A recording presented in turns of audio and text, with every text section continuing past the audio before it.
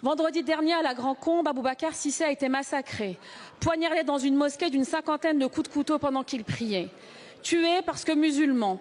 Nous adressons toutes nos condoléances à l'ensemble de sa famille et ses proches que nous avons reçus ce matin à l'Assemblée nationale. Face à cet attentat terroriste islamophobe, où était le ministre chargé de protéger tous nos concitoyens, quelle que soit leur confession?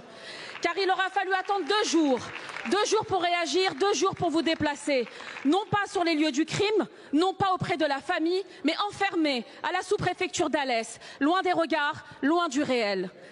Et lorsque vous avez enfin pris la parole, vous n'avez même pas été capable de prononcer son nom. Vous avez parlé d'un individu, comme on efface, comme on balaie, comme on piétine une dignité. Boubacar Cissé n'était pas un simple individu, c'était un jeune homme, un citoyen, c'était un enfant de la République.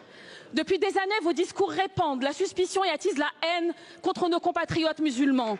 Vous n'avez cessé de les dénigrer quand vous avez osé dire qu'ils régressaient vers leurs origines ethniques, que vous avez présenté le voile comme un étendard islamiste, que vous avez stigmatisé leur foi comme un danger pour la France et que vous avez même proposé d'interdire aux mères voilées d'accompagner leurs enfants en sortie scolaire.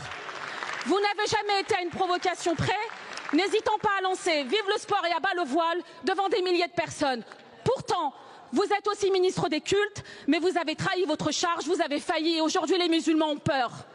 Vous avez soufflé sur les braises de la haine et aujourd'hui la haine a encore tué. Votre silence, votre mépris, votre désertion ne sont pas une simple faute politique.